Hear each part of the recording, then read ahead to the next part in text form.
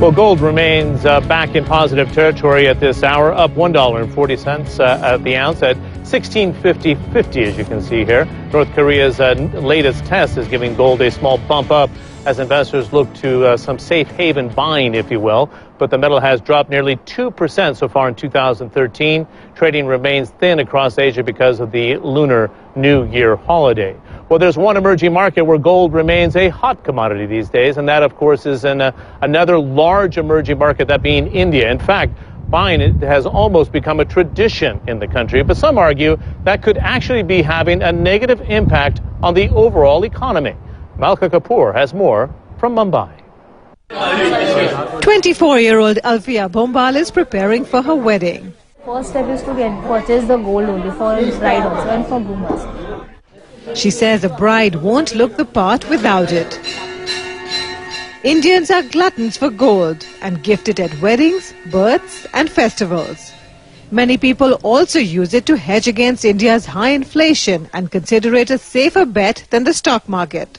Plus, it's a lot easier for the Indian public, most of which doesn't even have access to a bank, to buy a piece of gold than it is to invest in a financial instrument. This is Mumbai's famous jewelry market, and all these little stores here sell gold. Remember, India doesn't produce any gold domestically and has to import all of it. The cost for that? $56 billion last year. That's one of the main reasons India's fiscal deficit ballooned last year.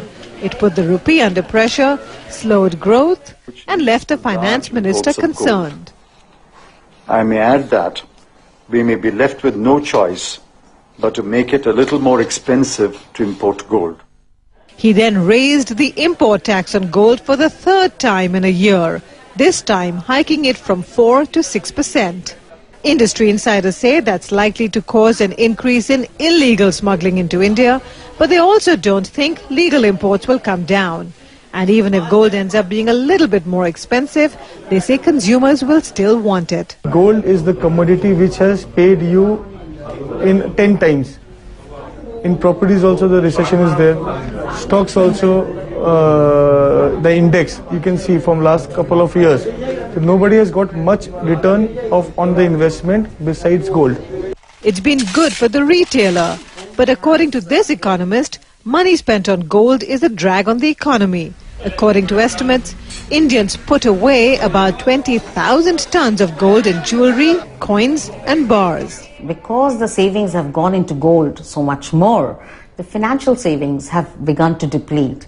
And those have caused reasons for structural liquidity in the banking system getting lower, because nobody is now preferring as many people to deposit their money in banks rather than utilize that money in buying and investing in gold, which is a non-productive asset. But try telling that to Indian consumers like Alfia, who's trying on another piece of jewelry. She says buying gold is a tradition in India, one that few are willing to give up.